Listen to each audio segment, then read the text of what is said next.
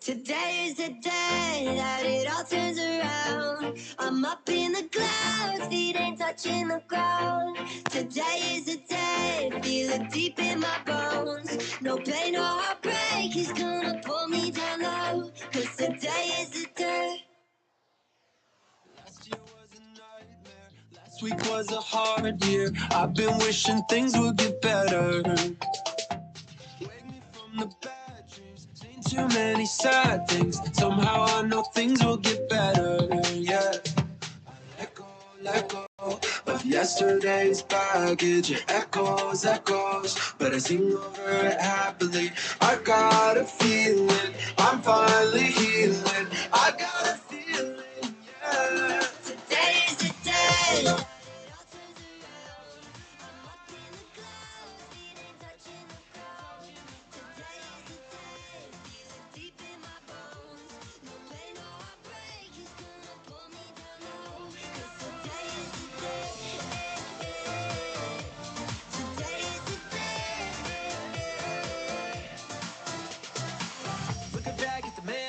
Come promotions just to hit all at once. Take it all, take it one at a time. Now I ain't gonna slow. I've been praying, difference in our energy. I'm grateful you're my centerpiece. Holding me down when nobody else was. Because of all we had to overcome. Now I know what it's like to be in love. Rain or shine, my ride or die. I can count on you. No fear, get it off my back. A little bird, they all know about that. Tell me to slow down, so I let go of yesterday's baggage. It echoes, but I sing over it happily. I got a feeling, I'm finally healing. I got a feeling, yeah. Today is the day.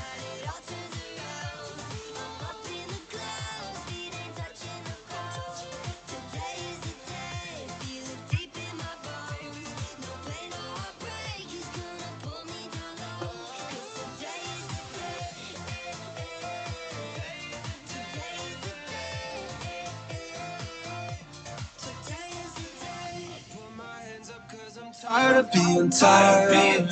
Put my hands up cause I wanna.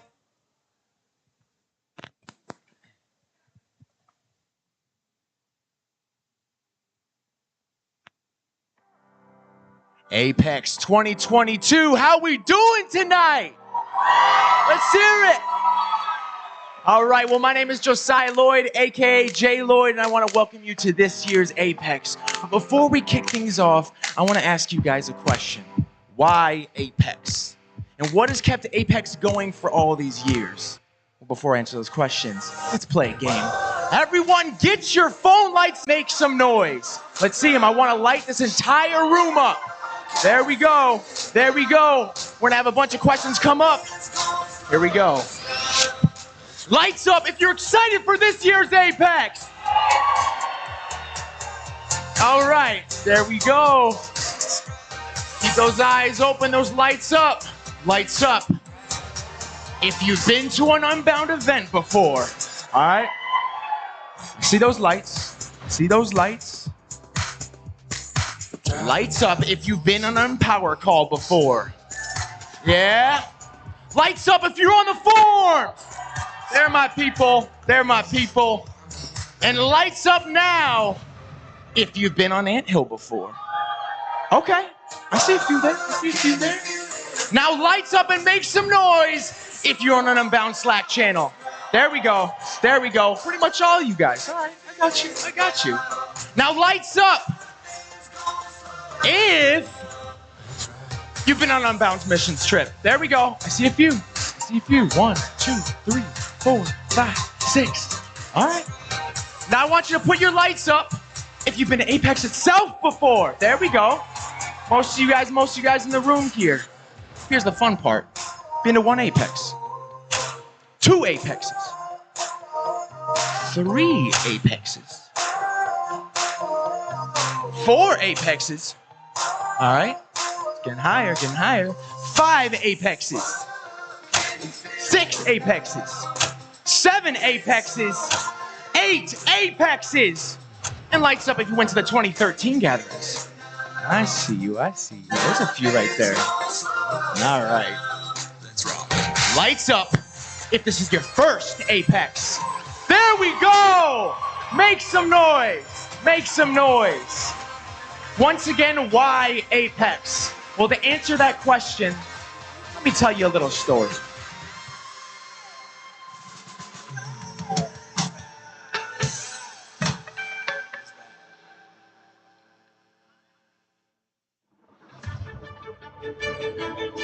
Apex is about inspiring people to take action, equipping them with the tools they need to do so, and ultimately impacting hundreds of communities outside of us through each one of you. But where did all of this come from? September 2013, a slow afternoon at a homeschool convention in Ohio. At the booth, student ambassador Casey Frisky conceives the idea for a national convention, a way to bring everyone together in the same place. Admissions director Jonathan Brush pitches the idea to the company. After fighting through obstacles and doubters, 2 events were set for the end of 2013. These would come to be known as the famous California and Texas gatherings, fondly remembered as the Ice-pocalypse. The event continued to grow in 2014 with CPE3. This event was planned by our very first national student cabinet, setting the precedent for future cabinets to come. CPE3 also inspired the creation of a Power Calls. To this day, these online events continue to bring students together. Many of you who have been to Apex have competed for the glory in winning musical chairs. It all started at CPE3, brought to life by a cabinet member and a fiddle. 2015, CPE3 Apex takes place in Texas for the first official event to use the esteemed title Apex. Penguins, Unbound graduation ceremony, all originated at this Apex. This event kicked off the study hall group that turned into Anthill. Shout out to everyone who knocked out assignments on that massive study call since then. 2016, Apex, the Unconvention. Apex traditions were starting to take shape. Here we relaunched the YouTube channel you all know and love today. This was the one and only event that hosted Fish Tank, the Unbound version of Shark Tank that started many a business idea. This was also the year the creepiest creature to roam Unbound events was born, Steve. 2017, redefine success. The beginning of the daily recap videos at Apex to capture the moments. The year of the T-Rex, cardboard boat races, the first go-kart championship, and our very first Unbound's Got Talent. 2018, purpose, community, action. Was all about applying community to life. We had Operation Kurehi, the first event-wide team challenge to take place, an insanely massive laser tag battle, escape rooms, and that time Jonathan Brush got jumped with water balloons. Ask someone about the impossible human knot from 2018 for a story of friendship born out of mind-numbing frustration. 2019, Apex, the Unbound Blitz. The very first Glitz Gala, the massive Blitz Games, the purple bathrobe, and the ultimate dodgeball tournament where Jonathan Brush learned to fear Jordan's dodgeball. 2020 was rough on us all. Apex Ignite was extinguished, with the amazing 2020 cabinet pulled together to bring the glimmer from the ashes and create Apex Spark, a series of 4 regional Apex events held across the country. 2021, Apex Forge. We were back. For the first time in 2 years, we all returned to Timberwolf Lake for the Soapbox Derby, the Pigeon Project, Unbound's Got Talent, and the first Unbound's Carnival. And now, here we are, from all around the country with so many generations of Unbounders. This is now your adventure. This is your time to grow, your time to connect, your time to encourage, and your time to send each other out to live for Christ. So, Apex 2022, raise your phone lights one last time. It's your turn to join the story.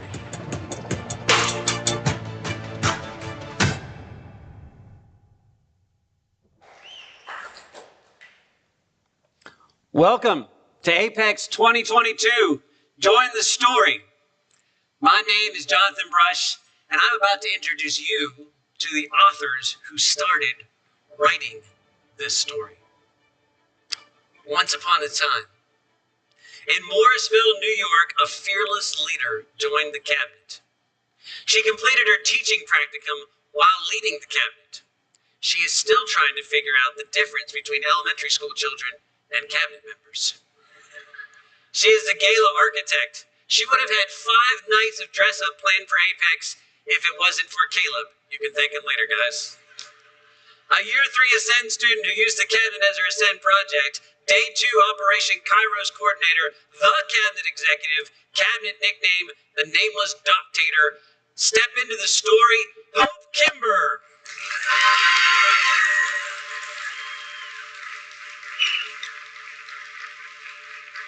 Once upon a time, a professional adventurer from Tupelo, Mississippi, joined the cabinet. A Paul J. Rainey enthusiast and promoter. Ask her about it. Pioneered the French Western fashion trend. Visited every cabinet member's state while on the cabinet. That's dedication. Once drove in a presidential motorcade. Completed her entire master's degree and thesis while on the cabinet. Don't ask us how she did that. Executive of the speaker team, cabinet nickname, Paul J. Rainey. Step into the story, Peyton Holiday.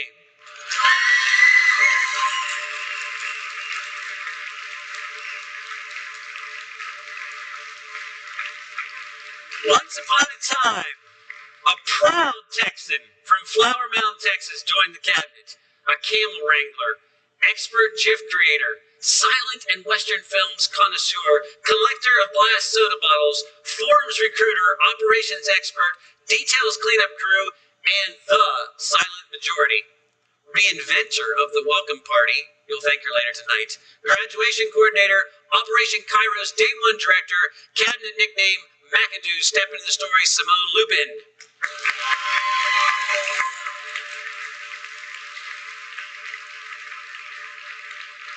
Once upon a time, a movie director from North Palm Beach, Florida, joined the cabinet. She is an engineer on multiple trains of thought. Lover of everything, especially if it's funny. First-year student who really had no idea what she was getting into when she joined the cabinet. Speaker of Spanish and multiple accents, and as we learned last night, sometimes Spanish in multiple accents, which is really super cool. 3 a.m. inventor of Operation Kairos. Catch that again. 3 a.m. inventor of Operation Kairos, scriptwriter, producer, actress, and director, Operation Kairos executive on the speaker team, gala team, UGT co-coordinator, cabinet nickname Briley Bird. Step into the story, Briley Chrisofi.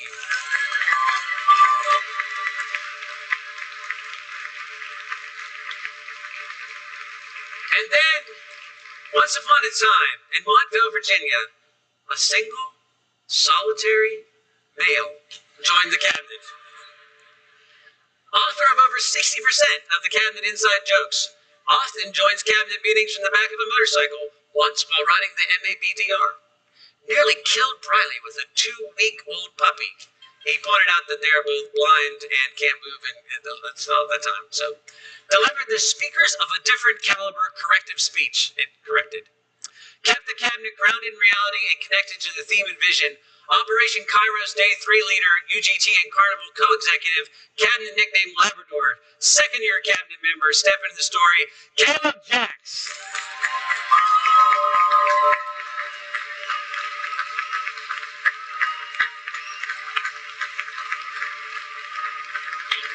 This cabinet broke the cabinet Slack record with over 30,000 messages. It stops working correctly at 10,000. I didn't read even half of them. Sorry, guys. Highest female-to-male ratio of any cabinet ever. Take note. Set a cabinet record of all being together in the same place 4 different times throughout the year. That's a pretty significant achievement. The only cabinet to schedule an extra cabinet retreat to film a movie, which you'll get to watch soon. During this past year, has traveled to 30 states and 2 foreign countries. A cabinet full of nimrods and inconveniently happy people. And Trent, eat your heart out. The first cabinet to bring fire to the stage at Apex. Your 2022 National Student Cabinet.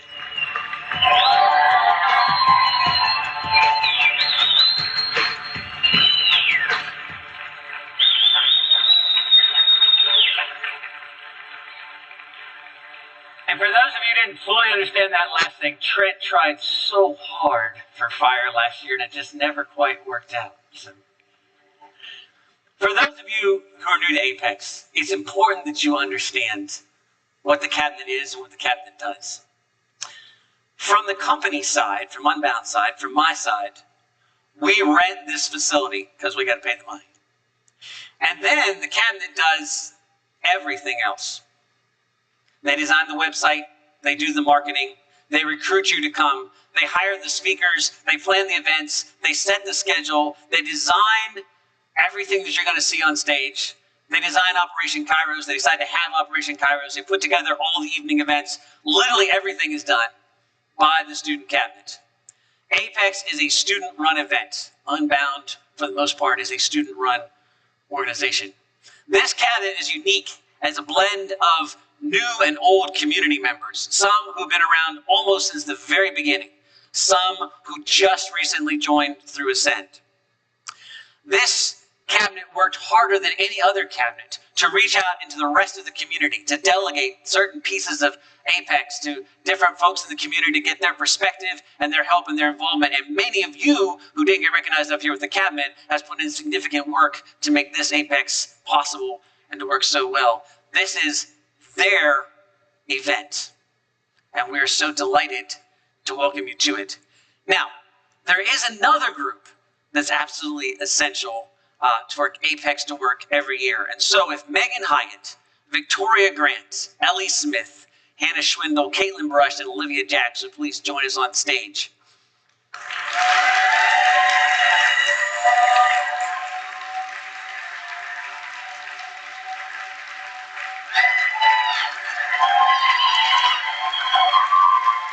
This is your Apex and honestly your Unbound event staff. These are the folks who do all the little logistical details. These are the folks that train and teach the cabinet. These are the folks that say, let me tell you what we've done before so you can not have to do those mistakes again, so that you have a complete blank slate to do your own mistakes this time. And they're the ones that listen and say, give us your wildest, craziest ideas, and then we'll help you figure out how to make it happen. It is not an accident that they are all former cabinet members. It is appropriate to recognize them now because if you have questions, problems, concerns, or anything that you need during the week, these are the folks that would be best to start with. Thank you, event staff.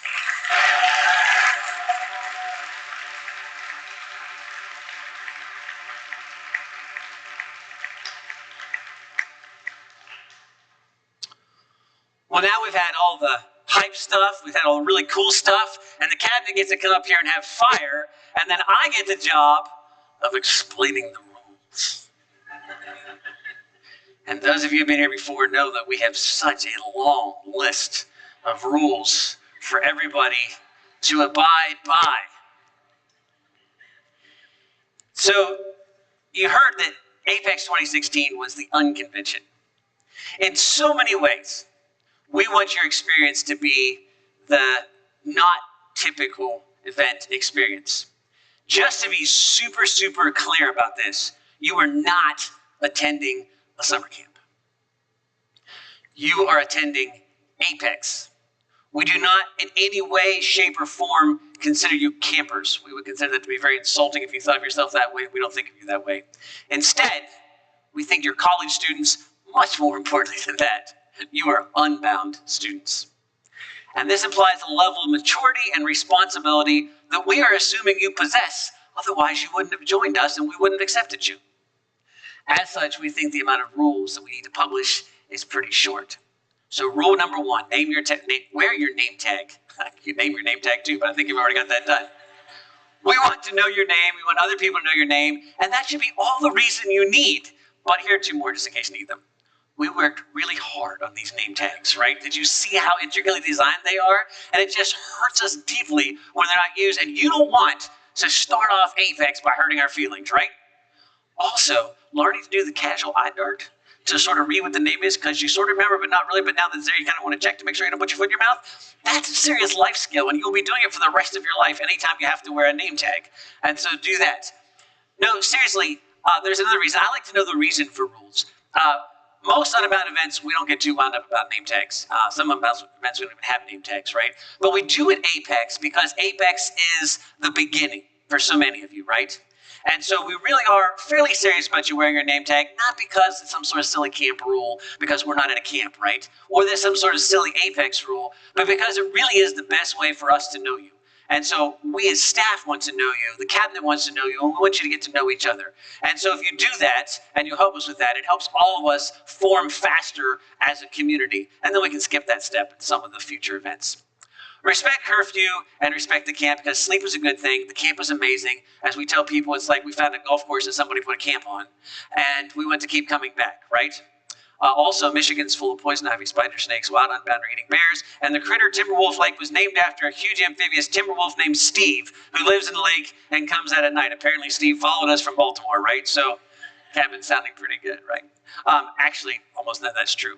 But it is true that respecting curfew makes the Apex community run a lot better. It makes the camp a lot happier. Got it? Okay, here's the thing. We do consider you adults, right? But this is a pretty intense week, even for our events. And so a curfew means we want you back in the buildings, right? After that, you're adults and you're on your own. But a couple things to keep in mind. Especially tonight, a lot of you are exhausted. It helps a lot better if you get some sleep. I know a lot of you are going to argue with me about that point, but I'm just telling you, it works a lot better, especially the first night, right? So be respectful of other folks in your resident halls and the buildings you're staying and those who want to sleep. And also understand that at this particular location, it makes everything a lot easier with this size group if we have everybody sort of in the same place at a certain point at night. And so we do ask you to respect curfew and appreciate it. It makes everything work better at Apex if we do that. Rule 3, if you need to leave Timberwolf Lake, please let Apex staff know. Some of you drove. You are fully adults. I have no restrictions on your movement, but it makes my life incredibly less stressful if you let us know. If you leave without telling us, we will call in the local police, the National Guard, the Army Rangers, possibly the Navy SEALs if we can get a hold of them to launch an intensive and expensive search and rescue mission to find you, and then we'll send you the bill for the whole operation, which will add a serious increase to your educational costs. Yeah, right. The aforementioned terribleness may not happen. But you should know that definitely considering leaving Timberwolf Lake without telling us is stupid because it will cause us to stress out a lot. I have a story about that coming up in my presentation. This is really the whole point. All the other 3 rules, we'd like you to follow them, but they're really set up for this one, right? Treat other people the way you would like to be treated. Act like an adult. And don't be stupid. If you have any doubts about the specifics, oops, rule number 5 apparently got deleted. But rule number 5 is if you feel like being stupid, see rule number 4. And rule number 6 is if you have any doubts about the specifics related to rule number 4, check with Jonathan Brush or any of the Unbound staff or cabinet members, and they will help you discern stupid from okay. We're super excited that you're here. We think an awful lot of you. We expect an awful lot of you. And we think we can get away with being a bit tongue-in-cheek with this rule summary because we think that you're the kind of person who's mature enough to not really need them. If we're wrong, we'll send you home. Seriously. No. And if you have any questions, concerns, or problems, let us know, right? And I mentioned we're really glad that you're here. Look, that's the bottom line. We're absolutely delighted that you're here. If we've met you before, we're delighted to see you again and welcome you back. And so many of you have come back as alumni who've been here through so many years and through so many stories, and we've been in so many different places together. If you're just starting your Unbound and Ascent journey, we're delighted to welcome you here. We know that you think we're all a little bit crazy and insane right now. That's probably not going to change, but your impression of what crazy and insane is, whether positive or negative, we hope climbs closer to the positive end by the time we're done here, right? And the point of saying this, and I read these things so we kind of get it and communicate it clearly every year, is really Unbound is built on this premise of rule number 4, right? That you're adults and that we expect you to act that way. And I will tell you that nobody at Apex, in fact, nobody at Unbound has ever disappointed us, right? And if we know that, then we have a much better community. We have a lot more fun together. And my job's a lot easier because I don't have to go around doing enforcing a bunch of ticky-tack stupid rules, which I rebelled against when I was your age, and still actually do that, especially when it comes to TSA. But so, last thing, there's a pattern here. I just want to name it. If you're here for the first time, this is really weird. Half the people here are deliriously, insanely excited about being back, and you're trying to figure out what in the heck you signed up for, or maybe worse, what your parents signed you up for, right? you got up at like 2:30 this morning, drove a bunch, maybe you got on a plane for the first time, had to go through TSA, talking about thinking tech rules, and then, ran for a connection, rode in a bus, got here, and you're kind of like, what is going on? And now you got to sit here and listen to a bunch of rules and some dude talking stage when you'd really rather be asleep, but now you're not even sure if you're ever going to get to sleep the way everybody's talking about here, right? I understand that, okay? And so I would just ask you to do this. This night's a little rough, and I understand it. Hang in there. Tomorrow, it's a little more crazy, and you're going to definitely be going, what exactly did I sign myself up for? But I promise if you're willing to endure, by tomorrow night, things are going to be making a lot more sense. And by the next day, things tend to look up across the board for everybody, right? More than that, everybody sitting here, including me at my first Apex for slightly different reasons, has this kind of, what did we just get ourselves into type of thought when they first come to Apex, right? And so reach out to people. These are folks that it doesn't matter how old you are. It doesn't matter if this is your first Apex or your 8th Apex. It doesn't matter where you're from. It doesn't matter how much you know about this stuff or don't know about this stuff. It doesn't matter whether you believe in Steve or not. There are people here who are excited about you being here and want to welcome you into this community. And that takes you reaching out a little bit. But if you do reach out, you're going to find a lot of people who respond to that. Once again, thank you for joining the story here at Apex. And with that, I want to talk to you a little bit this evening before we go to the welcome party about the power of story, or how the Sackett's built Unbound. Several weeks ago, I attended a funeral. It was a funeral for a man that I had a lot of respect for, but I didn't know very well. In fact, I was trying to tally it up, and I don't think I met him more than 3 times ever in my life. He was the father of a dear friend, and the father-in-law of a dear friend, and the grandfather of dear friends. And I care a lot about them, and I knew how much they cared about their grandfather. And I wanted to be there mostly for them, not because I knew their grandfather very well. And so I drove 3 or so hours across the state and went to a church I'd never been to before. And it's a typical funeral thing, right? Walked by the casket, sat down in the church. There were some hymns, there was some preaching. And there was a lot of stories. Isn't that an interesting thing? A man's entire life defined down to a handful of stories. So in this session, I want to walk through stories with you a bit. I want to talk to you about something I call the tyranny of facts. I want to tell you some stories. I want to tell you about the Sackett's. And I want to relate that all to a big story. But let's start with this tyranny of facts thing. We live in a culture that says it's obsessed with facts. We have fact checkers. We have fact checkers to check the fact checkers. Then we have fact checkers to say the fact checkers to check the fact checkers don't have the facts right, and they're all saying lies anyhow, right? We have people obsessed with finding their own facts. They say, you are entitled to your own opinion, but you're not entitled to your own facts. And this is a material world after all, so science, cold, hard truth is what it's all about. But there is this uncomfortable reality, and that is that cold, hard facts, just facts by themselves, just the facts alone, cold, hard facts are cold and hard and dead. There's no life in just facts. It's like an abandoned building or an abandoned oil rig. An abandoned building is a physical reality, but it's dead. It's literally useless. Without use. It has no purpose. So, and only living facts are relevant. Only buildings that are being used are useful. So, how do we bring facts to life? Stories give life to facts. When facts are organized in a story, those facts then become relevant. They make sense. And when facts make sense, then they're useful. We can do things with them. In other words, and listen to this carefully, in other words, only stories deliver truth. Let me give you an example. Earlier this spring, there was a set of facts. a shipwreck was discovered under the Antarctic ice. Fact, a shipwreck was discovered. Fact, it was under the Antarctic ice. Okay. But there's one more fact that goes with this. That ship found underneath the Antarctic ice was the Endurance.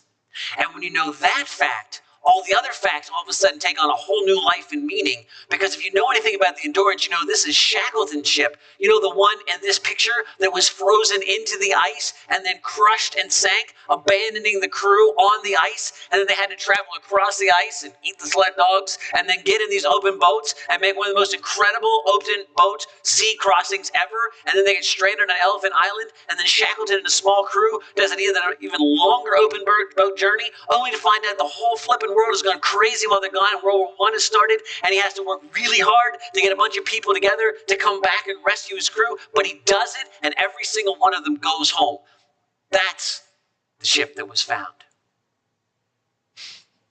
But you notice those facts. Ship underneath the ice, named the Endurance, only begin to make sense when you understand the story that gives them context. So, the cabinet asked that I tell you some stories. So let me tell you some stories, but let me start with some facts. My name is Jonathan L.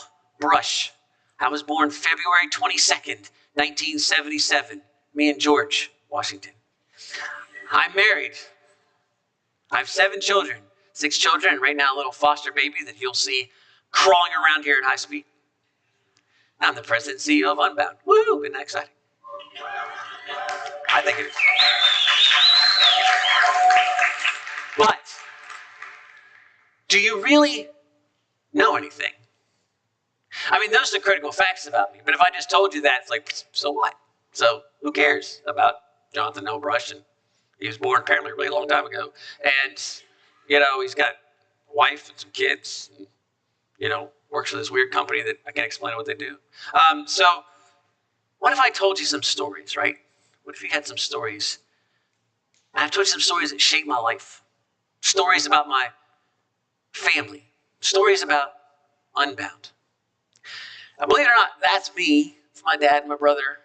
And when I was little, my parents lived in a school bus before I was born and literally carved a home out of the wilderness. Serious stuff. Like my dad got a chainsaw, an Alaskan chainsaw mill, which is a fancy guy that lets you cut logs into planks, and my mom, he and my mom built the house that we lived in. And then my dad was working, and it was the late 70s, early 80s, and there was a recession, depression, all that kind of stuff, and so he lost his job, and he had to work out of town. And the house that we lived in was only heated by wood. And so my dad was now gone Monday through Friday. So when he would come home on Saturday, he didn't work on Sunday, he would take this old Jeep Willys, and the back of this thing was ripped off. It was just a frame. There was a gas tank in the passenger seat, and I stood on the back frame with a little differential spinning between my legs, which is totally an OSHA violation. And we would go back into the woods, and my dad would cut down these logs, and then I always thought it was real cool because I would tie them on the back and would skid them out in the snow, and then would dump them beside the garden. And then my brother and I's job was to take a crosscut saw, because they're 2 little used chainsaws, and cut these things up and split them, which sounds like child labor because it is. But we thought we were super cool because we had a job and a way to take care of our family, which was just me and my brother and my mom. But we thought we were spiffy. And you know, when I look back on it, there were aunts and uncles and grandparents all around that would have done that. But there was something really important about the fact that that was our job, right? So I grew up, I went to college, and in my second year, I became an RA. That's the person that keeps the resident halls from burning down because colleges aren't full of Unbound students. They're full of barbarians, okay? That's what RAs do.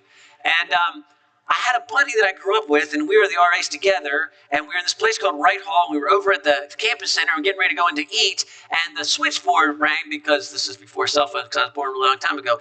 And the switchboard operator said, "Are the RAs from Wright Hall in here?" And we said, "Yeah, that's us." And they said, "Somebody's been shot in the head at your hall. You need to get over there." We're like, "All right." So we're running across campus, and halfway across, I was like, is that in our job description? Like, are we supposed to, like, somebody shot in the head, like they're dead?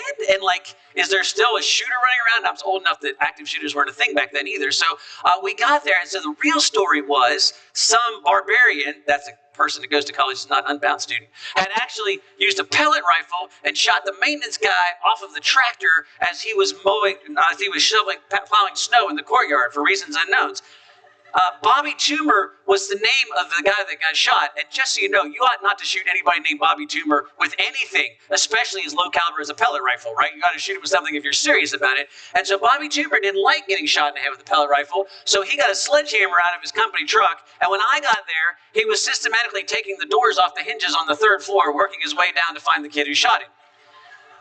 And that's where I learned a lot of conflict mediation and negotiation skills, as I tried to talk Bobby Toomer out of his hammer so that we wouldn't kill a barbarian, because I figured there'd be a ton of paperwork if that happened while I was an RA. So I graduated from college. And then at a somewhat unusual age, I became the director of admissions for the college that I attended. I think they were super desperate at the time. And I was homeschooled. Some of you can relate. And I was the first homeschooled student that attended my college. The second homeschool student that was admitted to college, graduated 4.0 was exceedingly beautiful, so I did the only logical thing, married her right after I graduated, which is why I needed the job working at the college, and I needed the promotion to be the director of admissions so I could pay for the whole family thing, right? So anyhow, I'm the director of admissions at college, and I'm homeschooled, but this is a strange thing. And colleges are just getting into the homeschool stuff, like, what do we do with these weird homeschool kids? And so I was at a VACRA reception, that is the Virginia Association of Collegiate Registrars and Admissions Officers, one of these swanky things where they have these cocktail parties. Now, I didn't drink in college, and I kind of thought when I graduated, I'd get past all that, and that's not the way it works. When I graduated, it was just older people getting drunk at places where somebody else paid for all the booze, right? So I'm at a cocktail party where I don't drink, trying to figure out how to fit in because I was homeschooled and I'm socially inept. And so I'm there, and the whole time they were talking about these homeschool stuff. So this very kind of professional-looking dude comes over with the suit and the mirror and all that kind of stuff, and he was like, yeah, this homeschool stuff. I mean, I can't believe this homeschool stuff. Why do these people like their parents can teach them at home? Like they can teach them anything. Bunch of idiots that can't learn anything and have fake transcripts and no grades. Of course, they're all 4.0 students, whatever. And they want scholarships and they want admitted and they're socially inept and all this kind of stuff. And I'm like, great, this is a fun party. And so I'm sitting there, right? And so it goes on, and he says, where do you work? And I told him, he says, what do you do? And I said, I'm the director of admissions. Like, and he goes like, really? How old are you? And I was like, yeah, it's kind of an unusual thing. He's like, that's amazing. I've been working in this field for 12 years, and I'm only whatever. And I was like, it's probably because you're drunk all the time. But anyhow, and so, so then, you ever sit at home plate and you just know the pitch is going to come across the plate like slow and right in the zone? And he's like, yeah, that's amazing. Where'd you grow up? And I was like, I know where this is going. And I was like, Culpeper. He's like, oh yeah, did you go to Culpeper High School? I said, no. And he said, did you go to Woodbury Forest, which is a really swanky, private school that costs more than every house I've ever owned for a year? And I was like, no. And he's like, where'd you go to school? And I was like, I was homeschooled. Mr. Still Associate Director of Admissions. And he just tipped his beer and walked away, and I never talked to him again. It's the best part of the whole evening as far as I was concerned. But don't get the wrong impression. Don't think all my stories make me look cool. I was in Boy Scouts when I was growing up. I was the senior patrol leader. Sounds cool, huh? I was homeschooled, so I was trying to be cool. I never got there. And I had a kid in our troop that was just a little off, but was trying to get in there, right? And he liked to goof off. He's a little bit of a class clown. And I kind of, even then could sense there was a bit of insecurity there. So Tim showed up one time, and Tim never had glasses before. And he was messing around at the patrol tables, and he had his pair of glasses on. He was kind of goofing off. And I thought I'd be real cool. And I said, Tim, where'd you get the glasses? You look like a dork. And he takes them off. He says, yeah. So I told Mom. And I realized they were Tim's glasses. They'd just gotten them. And I can, to this day, close my eyes and I can watch Tim's spirit being crushed as I called him a dork for the way he looked. And I was so embarrassed. I just laughed it off and left it. And I can't think of it, let alone tell you the story today without my toes curling in my shoes. Because the damage that I did there and the fact that I never went back for forgiveness and never made that right. And some of those traits persist, right? Because I grew up, I get married, I have wonderful children, and I used to yell a lot. My house operated high volume, and I assumed all normal houses operated high volume, except for I married somebody whose house did not operate at high volume. It took me many years to just learn that that's not necessary. And I distinctly remember one time when something went wrong, and I turned around and turned on a full-blown blast of yelling sound at a young daughter and watched her shatter like a pane of glass in front of me over something that was so unimportant that to this day I can remember the look in her face and the tears in her eyes, but I do not remember what I was upset about.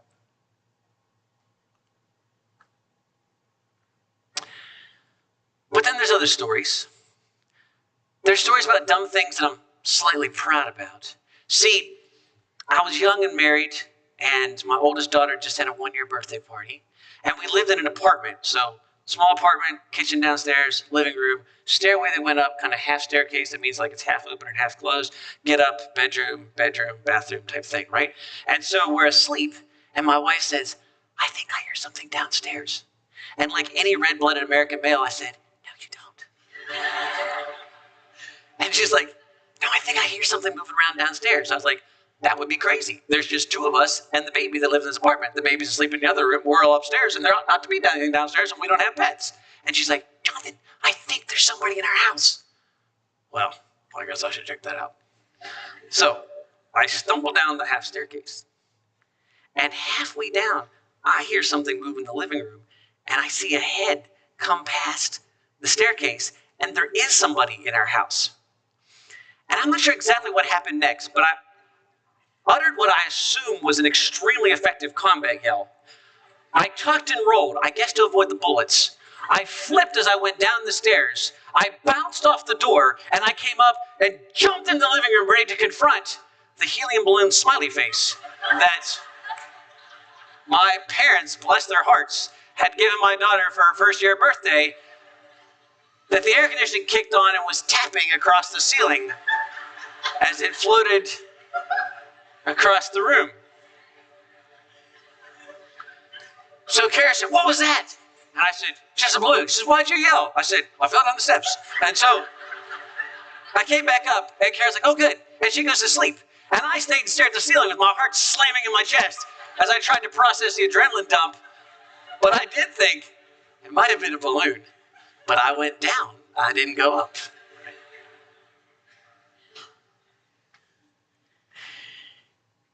And then several years later, in a different house with more kids, I went down a YouTube rabbit hole. I'm sure you've never done that, right? This was back when it was sort of new to get security footage videos on YouTube, and I was watching all these security footage videos for reasons that I have no idea. And there was this one that really affected me. There was this little dude yapping on the phone, and these big dudes standing around him in a pizza parlor where you kind of ordered the pizza and then took it out. There's like 2 or 3 chairs and tables in there. And then this really big dude came in, and he bumped the little dude yapping on the phone. And the little dude gave him a hand gesture. It was like a secret gang sign that used the middle finger. And he kind of said something to him, right? Which looked like it was rude. And the big dude turned around and then just bashed the little dude in the head. And the police report said he broke every bone on the left side of his face when he hit him the first time and knocked him unconscious. And that guy just dropped like a concrete sack to the floor. And the big dude picked him up and bashed him again. And then he bashed him all around the pizza parlor, just beat the snot out of him, breaking stuff and all that stuff. And the other big dudes in the pizza parlor just sort of shuffled their arms and got out of the way and tried not to get hit as this little dude got his butt handed to him. And finally, the old guy comes out from the parlor, back of the pizza parlor, and starts hitting the big dude with a pizza pan. And then the big dude leaves, and then the other guys are standing in line like, can we still get our pizza? And the little dude's laying bleeding on the floor, and then the big guy came in and beat him up some more and kicked him, and then the old guy chased him out again. And it was really late at night. And I'm watching this, and I had this just deep feeling. I got 2 little boys sleeping in the other room. And I'm thinking, dear God, I don't understand this, but I am positive that I want to raise sons who will call me from the emergency room saying, I just got my head beat in because I tried to stop this big guy from killing this little dude and I got my head handed to me, right? Instead of calling from the parking lot and say, Dad, some big guy just beat up this little dude, but don't worry, I'm safe because I didn't get in the way.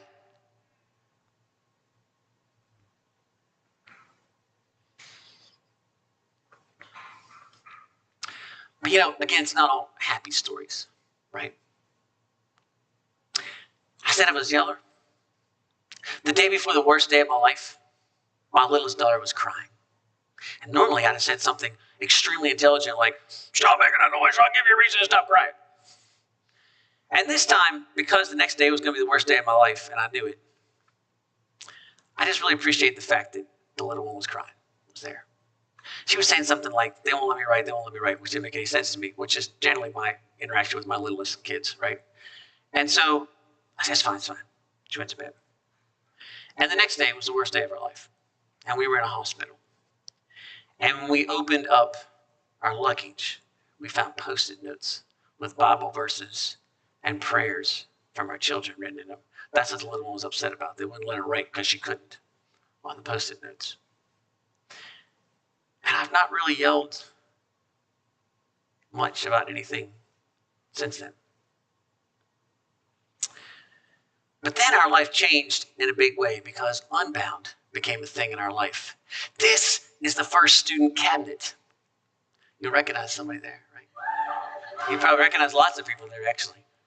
And I'm thinking about putting this cabinet together, and I take them down to Texas, and we have this retreat, and I'm like, we're going to ask them to do a lot of work and plan this big event, but we should have some fun and some team building stuff and all these things. So we've got some stuff planned, and we got some work planned, and then we got some fun things. We're going to take them to this arcade or something we found down there, and everybody's looking forward to it, and also, or I was looking forward to it. And so we get into the hotel, and we did some work, and I said, hey, we're going to go out to this arcade, and there's this awkward pause. And Bridget says, Mr. Brush, we have an extremely large and complicated event to plan. And we don't have a lot of budget, so I don't see why we need to waste money going to, doing something fun when we have a lot of work to do. And I was like, yeah, that makes sense.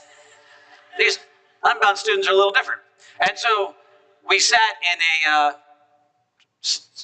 Homewood Suites lounge, begged a 6-foot-long power cord extender thing, put it underneath the table, and stayed up late into the night planning the first CPE3. And then that whole Unbound thing expanded. And we fast forward to 2016 in Baltimore. And it's the first night of Apex, just like this. And this is not something any of y'all should do, so don't ever take this as instruction manual, okay? And it's the first night of Apex, and everything goes great. And we're at the new camp, and the first time we've ever been to Baltimore, and the last time we've ever been to Baltimore, for reasons you understand soon. And so then we're all at camp, right? And so then we do the cabin checks, which is where we put that whole curfew thing into action. We find out if all the people that actually register are still at the camp, right? And they didn't match, because some dude was gone. And he wasn't in the cabin. And that was a bad thing. So I figured he's in another cabin. But he wasn't. And 3 hours later, I still couldn't find him. And then I'd gone through every cabinet, and I'd basically shook every cabinet leader and say, you got to find him somewhere. And then all kinds of weird things happened. And then I had to call his dad, and I said, I lost your kid. And he said, my kid's not kind of kid got lost. I was like, yeah, well, he registered and came here, but now he's gone. And he's like, well, what happened to him? I was like, I don't know. That's why I called you. And he said, well, let's call his phone. I said, you think I haven't been calling and texting his phone 300,000 times since I lost him? And so this is going back and forth. And then it gets later in the night. And I'm literally going through every male cabin, shining my flashlight, people's eyes going, nope, not him, not him, not him, not him. And by the way, nobody woke up, which is kind of strange. But anyhow, and so now it's 3 or 4 o'clock in the morning, and the kid still won't answer his phone. And I've got the law enforcement involved. And they're saying, if you file a missing persons report, we can put an APB for him. But if we do that, it'll be on his record permanently. And his dad is saying, I guess we got to do that. But he's not that kind of kid. And I'm like, what happened to this kid? We're kind of in the middle of nowhere in a peninsula. Did he swim away? Or what happened, right? And so everybody else goes to bed, and it's 4 o'clock in the morning, and I'm sitting in my room going, I just killed my career and this probably Apex thing, and we lost the kid, and it's the first night, and I don't get any sleep. And then his dad calls and said his phone just came on. And I was like, where is it? And he's like, it's in the woods. The little dot's moving in the woods. I'm like, I'm going to find this kid. I'm going to tackle him. I'm going to drag him back by his heels. I'm going to chain him to the bed. I'm going to have his dad fly in and pick him up tomorrow. So I'm running through the woods at 4 o'clock in the morning, right? Poison Ivy and Steve be danged, and I'm going to catch this kid. And they're like, no, it's the location thing's not really exact. It's there's a group of buildings. I'm like, I didn't know there's a group of buildings. I'm like, what kind of group building? He's like 4 of them in a row. And I'm like, it's the cabins. And so like, I'm running in there and like, he's in the cabin. And I'm like, he's not in the cabin. I've been in the cabins. And like, he's in the back corner. And I was like, there's nobody in the back corner. It's the only guy that ever came to Apex that did 2 things. Went to bed early because he didn't like noise and was neat. So he had gone into the back room because nobody was there, put all of his stuff under the bed so it was neat, and hung a sheet down over the bunk so that the light didn't bother him, and then gone to sleep. I had gone through all the front rooms and couldn't find the guy, right? So I was like, where have you been? And he's like, Mr. Price, I've been right here. I was like, the whole time? And he's like, where else have I been? I was like, I don't know, running through the woods, swimming across the Chesapeake Bay. I don't know, where'd you come from? And he's like, no, I've been here the whole time. I was like, why didn't you answer your phone? He's like, I don't know, like 20 numbers I never knew were calling me and spam calling me, so I turned it off.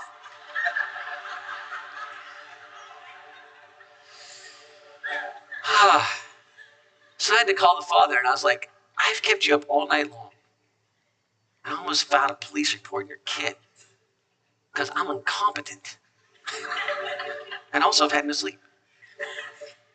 And he said, Jonathan, I just got reminded how much I love my son because I thought I lost him. I believe in grace. You are forgiven, and we love you for caring so much. Don't ever think about this again. Good night. The next day, when I checked his bunk, he was asleep there. And there's a large cardboard sign that says, Mr. Brush, I'm right here.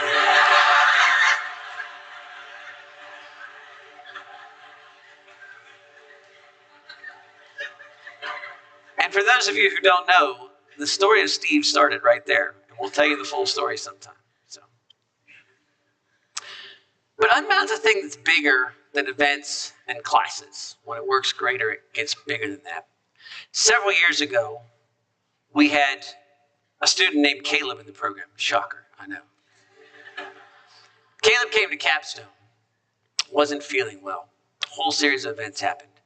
We almost let Caleb drive home, but thanks in large part to Melissa Weber, we didn't.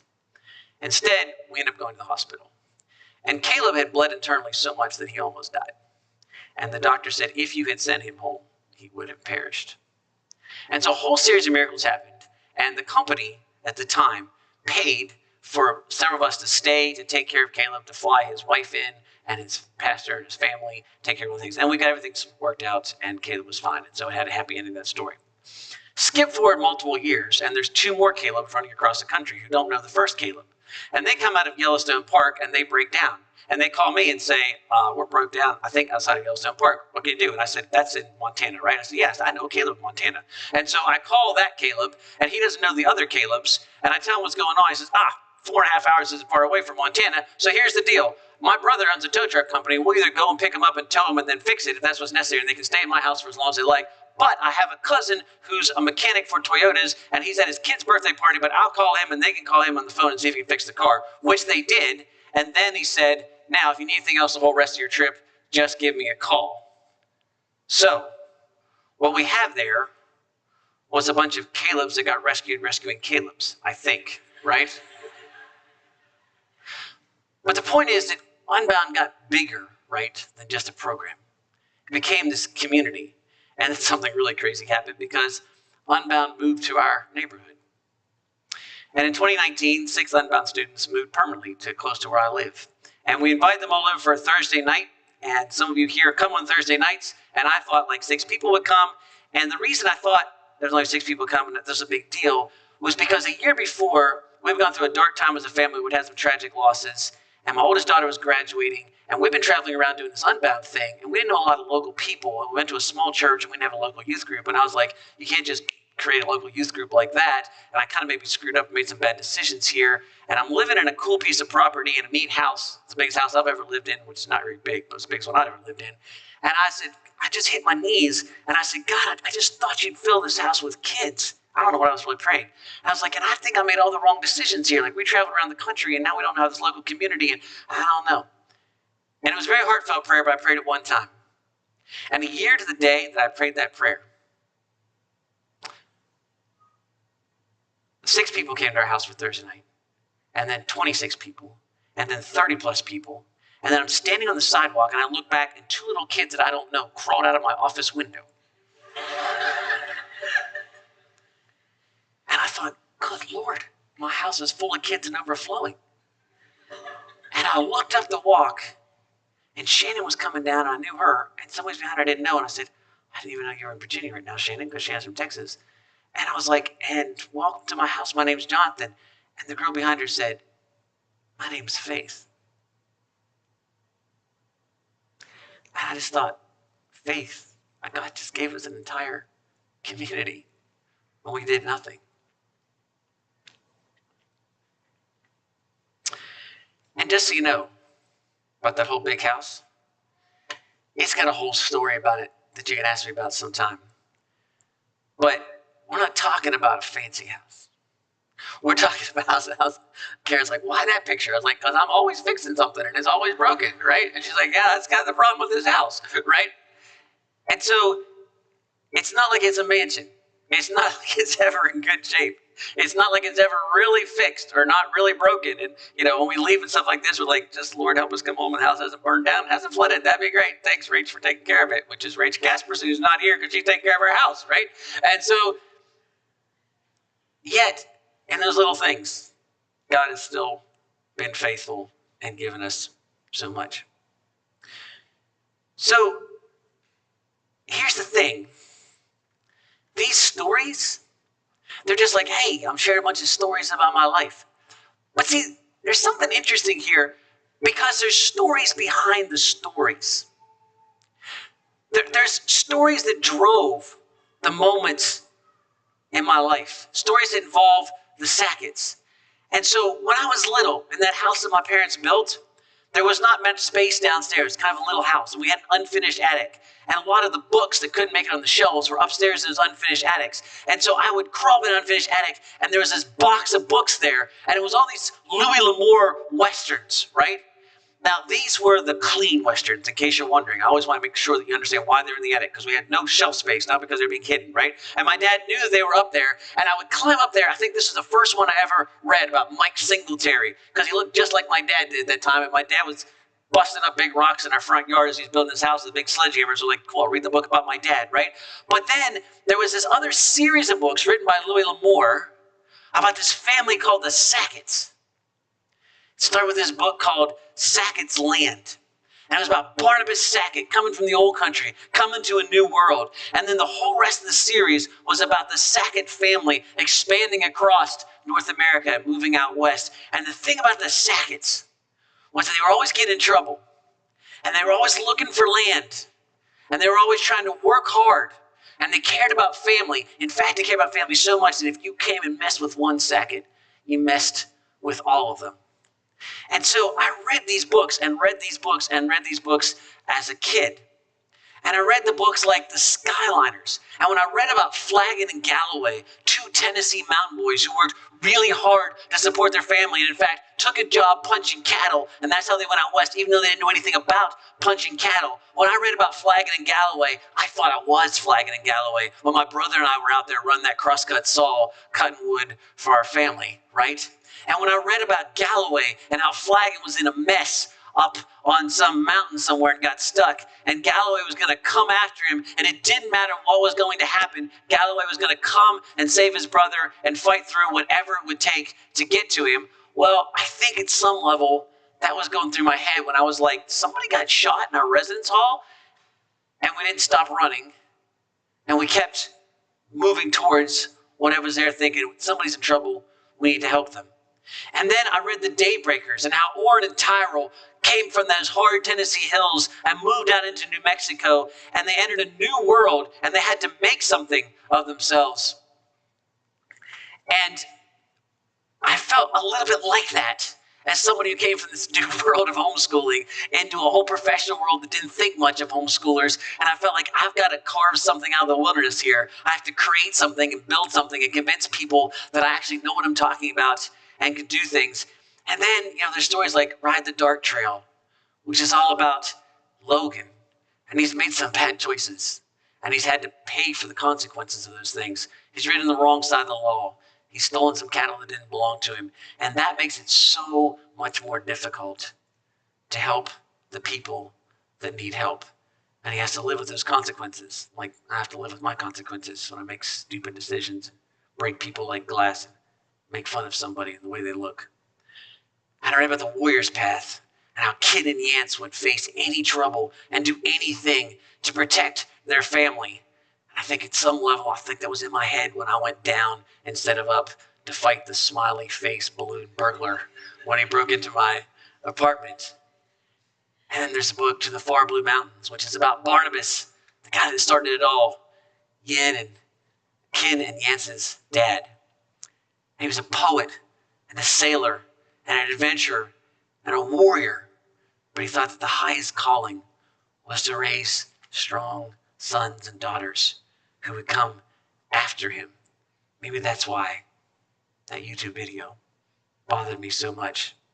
And then there's the Sackett brand. This is really the linchpin of the entire series. It's when Tell's in trouble and all the Sacketts come running from all over the country and you think, there ain't enough bad guys. They're going to get them all, right? And at some level, I felt that when I had a family that cared about us so much on the worst day of our life, came through for us. And then, Lonely on the Mountain, there's work that really needs to be done. And Tell and Orr and Tyrone Cap go and do it when Logan needs them. And I thought, I found Sacketts on this cabinet. Unbound people are kind of like Sacketts. They do the hard work. And like the Mustang men, I read about forgiveness and how it was offered to Nolan. And thought of that when that father called me after I screwed up his entire night, scared him to death, almost called the law on his son and said, don't worry about it. I forgive you. Go on and don't ever worry about this again. Or the lonely men. I wanted to be the person that would come and get you no matter what. And I wanted to be around people who come and get me no matter what. Like Tell and John J. Battles and Tampico and the lonely men. Or like when we rescued Caleb and then later Caleb rescued the Calebs. See, the Sacketts were all about pitching in and helping out, being a community. And I was like, the best place I've seen that Sackett ethos lived out is on Unbound. You know, like the time when Molly lived in an apartment and there was a Christmas tree competition, a Christmas tree decorating competition, and whoever got the most Facebook votes for their Christmas tree when they posted it would win the competition. And Molly said, sweet. And she reached out to the Unbound community. And you know, here's the thing about the Unbound community. We ain't got a basketball team. We ain't got a football team. So when we get a chance to all band together and win some sort of sporting event, we can out-like anybody on Facebook, baby, right? And so we all rocketed Molly to the top, and it was so many people from all over places all over the world that they accused her of cheating, and she basically broke the competition because they thought she was buying Facebook likes to win a Christmas tree competition because Unbound students had responded in such a big way. Or how about when Savannah and Melissa, who we were praying for like crazy last year at Apex because they were trying hard to not die, as they were in Ethiopia taking care of a bunch of orphan children, said, hey, it'd be great if we had a washer and dryer so we keep some parasites off these kids. And they were told, yeah, well, those things cost a ton of money, the generator and all that stuff. And they said, oh, yeah? And they posted to Unbound Community, and like 48 hours later, that raised all the money to do that. Or how about Sarah? Unmarried, living at home, finds out about 7 kids in foster care who need adopted, moves out, gets an apartment on her own, and adopts 7 kids. Empty apartment. An Unbound alum says, hey, Unbound community, there's an empty apartment for a young woman who's rescuing 7 kids. And the Unbound community furnishes Sarah's apartment and provides what she needs. And I think some of you are sitting there right now going, well, let me get this straight. Unbound is based on a fictional family in some Western novels. No. It's a lot deeper than that. The sackets are contrived. Happily, most normal people do not get in nearly as much trouble as the typical sacket does in the books. Also, that's good, because the odds are not good that you can get shot as many times as most sackets do in parts of your anatomy that apparently are not necessary for your future survival. Because in almost every book, a sacket gets shot low down. I don't know where low down is, right? In some places, just a flesh wound with a 45 slug. That seems like that would be a big deal. And then they always sort of recover, and then they're there to dish it out to the bad guys who always get shot high up in some places lethal, right? But so these stories are distilled, right? They're a concentration of life experiences like good fictional stories are. And so you don't have a bunch of fictional sacket stuff and no, there's a deeper story here. So we talk about this distillation. These sackets, they keep getting themselves in a bunch of trouble. The hero or the heroine gets in all this mess of trouble that they can't get out of by themselves. That's us. By our very nature, we get ourselves into situations we cannot get out of. Some of you right now are aware that you're in situations that you cannot get out of. Those of you who aren't will be shortly, because you live in a fallen, busted, broken world marred by sin. But there is the big story. The story. The story that makes all the sacket stuff actually makes sense. The story that we read the sackets, we hear the echo of. It's summed up really great in John, right? In the beginning was the Word, and the Word was with God, and the Word was God. The light shines in the darkness, and the darkness has not overcome it. We live in a story. Our facts only come to life in the context of a story. Your life only makes sense in a story. And do not get confused. This is not about my story and my weird affiliation with the fictional Sackett families. This is about a bigger story. Our story.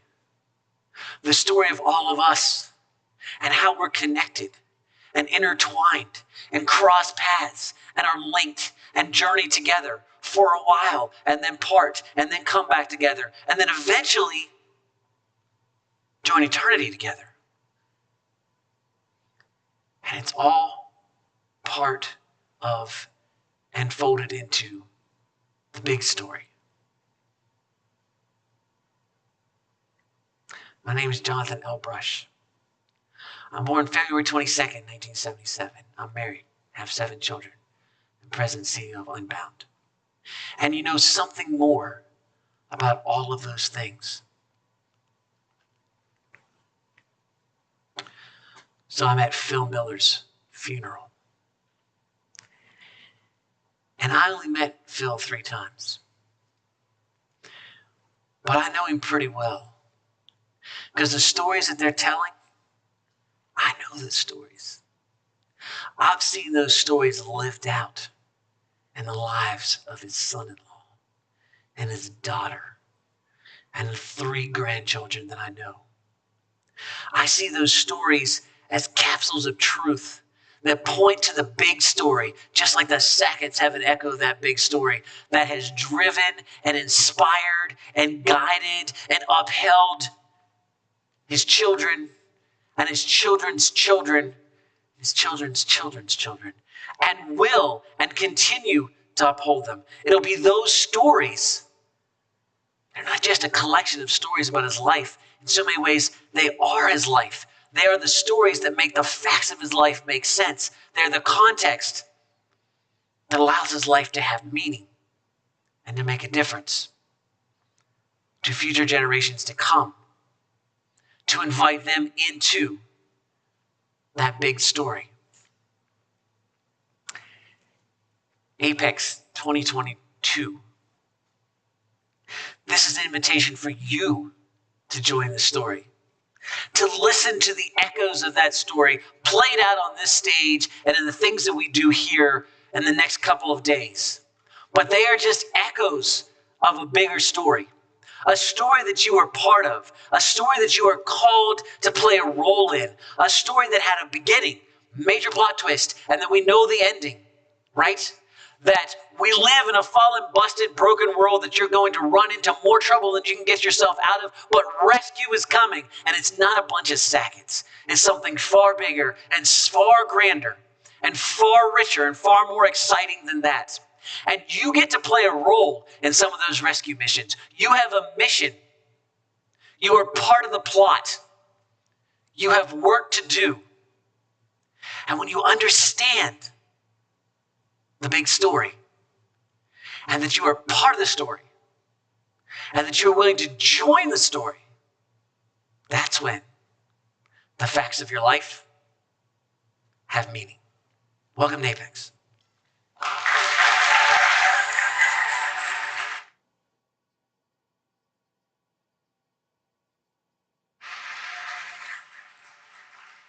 All right, Unbounders. All right, everybody.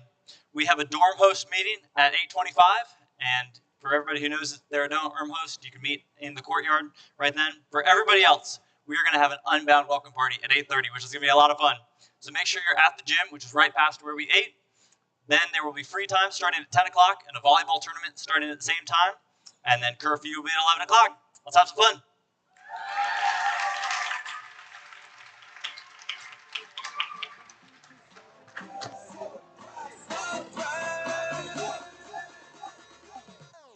Today is the day that it all turns around. I'm up in the